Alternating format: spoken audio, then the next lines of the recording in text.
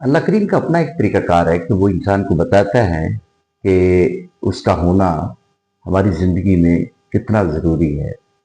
तो एक दफ़ा मैं सुबह के वक़्त नाश्ता कर रहा था, तो जैसे हम रोज़ाना करते हैं, तो मेरी वाइफ़ ने ला कर के मुझे अंडा और पराठा दिया चाय के साथ।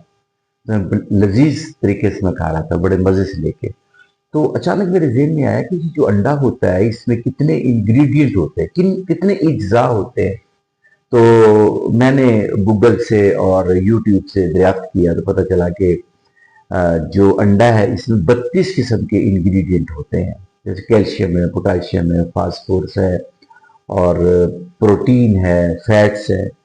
तो मैंने मैं बाजार से जाके 32 जो है इंग्रेडिएंट ला के मैंने एक कंटेनर में डाल के रख दिए और 21 दिन मैं इंतज़ार करता रहा।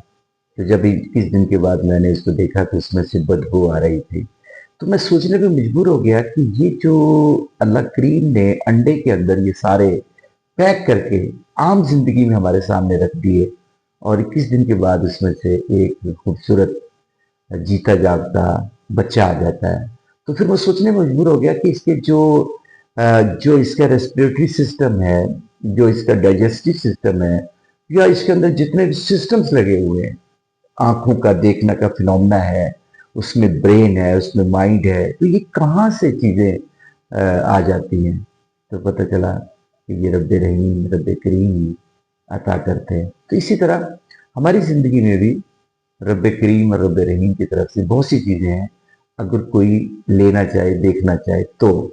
और इन्हीं चीज़ों से खुदा के होने का एतराफ़ होता है।